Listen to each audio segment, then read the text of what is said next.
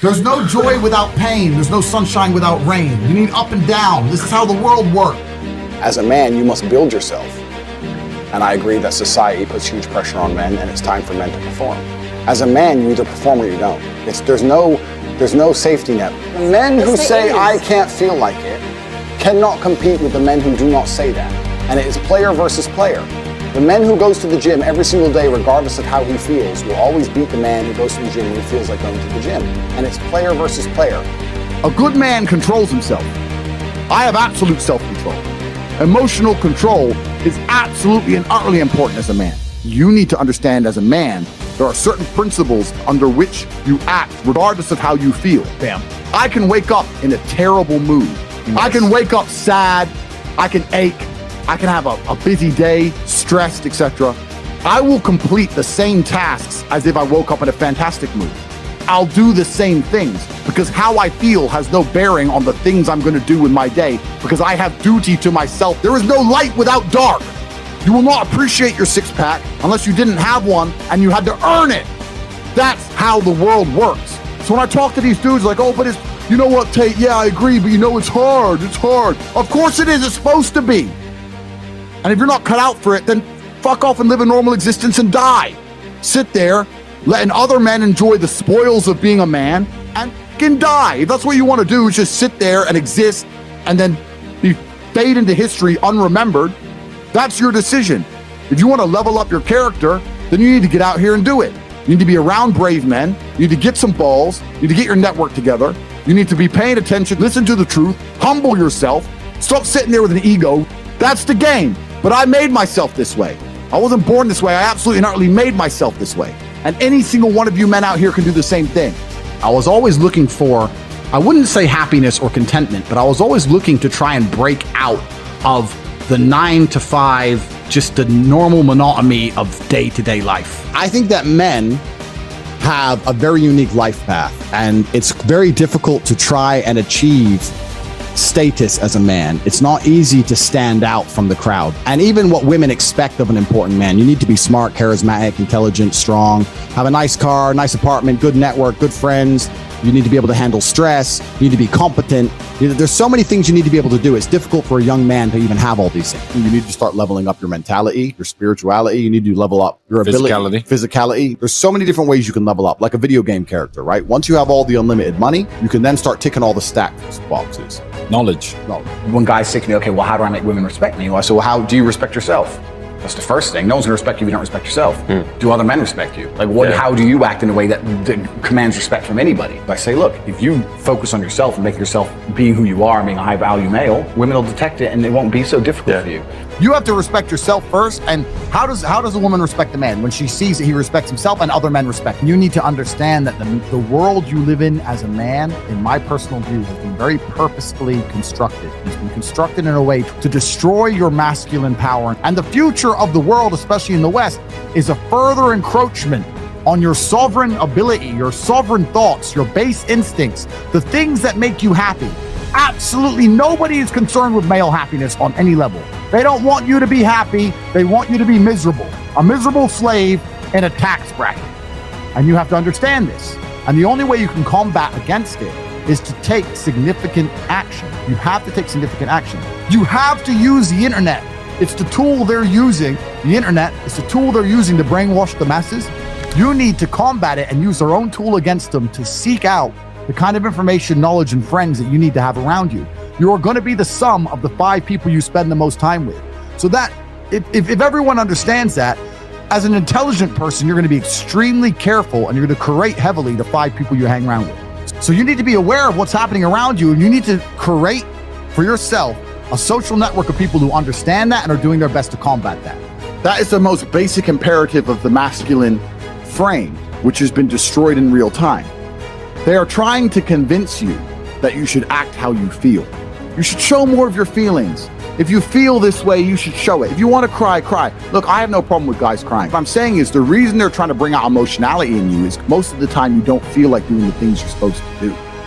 But the true masculine frame throughout history was doing the things they didn't want to do, but they knew they had to do because they had honor and duty. When you remove self-control from men, not only do you get emasculated weak men, but what you also get is very dangerous men. There are actually far less genuinely high value men than there are pretty girls. You can go to any club in any country in the world. I've been to 72 countries. You can go to any club in any country in the world and see pretty girls. If you're gonna find a young, in shape, smart, tall, intelligent, rich man, it's extremely difficult to find. And that man has options. He has more options than a beautiful girl. And I'll tell you something. There's always been a large proportion of men in the world who made the choice to stay where they are. And life for them wasn't that bad. But as we reach the future and as time goes on, you're going to notice now that the people who don't chase having a masculine network, if they're not going to be excellent upon themselves and they're not going to be plugged into a serious circle of achievers, their life's going to become terrible. You could just be a normal dude and your life really wasn't that bad. But now we live in a situation where you just can't just be a normal dude anymore. Being a normal dude is no longer an option. So as a man, you have to be doing something to try and improve your status. There's lots of different ways to do it, right? But if you're a man with truly no status in society, now it's hard. Yeah. It's really hard. So you have to understand that as a man, you got to gear your life in a certain way. One of the easiest ways to get status is who you know, right? A lot of it's networking. If you know the right people, you can get some status, at least off of them, to some degree. Every single man on earth with enough work can become one. That's the counter side, right? So there is hope at the end of the tunnel, but you gotta get up and do it. You know what I truly think a high value man is? Okay, it's a few things, right? So there's the obvious evolutionary triggers. The easiest way to be a high value man is a man who's capable of violence. If you look at it from a biological trigger, it doesn't matter if he's got muscles or he's big or he's tall, whatever. Women understand from a biological perspective, they like a man who can fight. Yeah.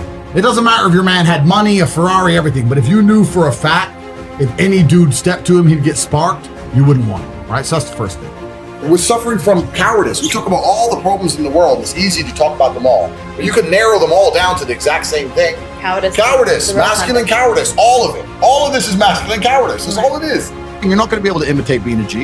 You have to go out there and you have to suffer as a man. You got to go through trauma to be a G as a man. Too many dudes out here are trying to imitate. That's what all this is. You're talking about game. You're trying to be something you're not. The real game is to be the man. That's the game. As a man, you need to go through trauma. You need to go through difficult periods. You need to go through things which are extremely uncomfortable to become any kind of man of value. Every single woman on this panel, if you were to ask her to describe the kind of man she wants, she would describe a man who she thinks makes her feel safe, who is dominating, who is smart, who is charismatic, who is interesting, etc. You cannot be all of those things by accident. Any man who grows up with a very, very easy life, who never goes through anything, who's born with a silver spoon in his mouth, is the exact kind of punk which these women don't want to touch, right?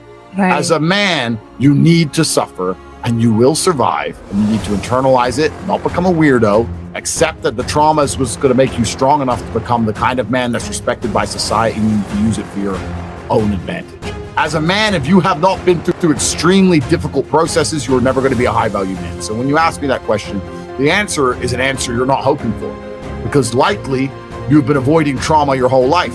Life is difficult. Everyone has bad news all the time. The things happen to people, and things are going to happen to everyone. And even if you live the perfect life, you're still going to have bad experiences because everything's relative. When people talk about toxic masculinity and all this garbage, and we need to make men more feminine, that's not going to make men. It's not going to make the world safer. Having a whole bunch of men who give in to their emotions instantly is going to create more monsters. The reality of masculinity is controlling your emotions. This is the reality of being a man. The tenets of masculinity since the dawn of time have been, I was afraid, but I did it anyway. This is the tenets of masculinity. Courage. That's what courage is. I was afraid to storm the beaches of Normandy, but I did it anyway. I was afraid to stay on the Titanic, but I did it anyway. This is the whole tenets of masculinity, and now they're saying, oh, if you're afraid, just act afraid, be a pussy. I'm at a point now where I'm working for, it's pointless. Money's just fruitless, I don't need it. But I can't not do it, I have to. I don't know why I am exactly the way I am, because I'm a very happy person, but I'm not content. Does that make sense? I'm very happy, I'm not miserable, I'm not depressed in any way, I'm super happy, but also I'm not content. There is no quick fix, there is no replication, there's no way you can falsify on a long enough timeline. So the answer is, if you want to be a man of distinction, you need to go and suffer. That's your answer. One of the only things in this world you can control is your state of mind. You can't control the weather, you can't control other people, you can't even control your health. One of the very few things in the world you have genuine control over is your state of mind. You decide if you're a disciplined person, you decide if you're a happy person, you decide if you're a depressed person. These are things that in real time you can affect in your brain.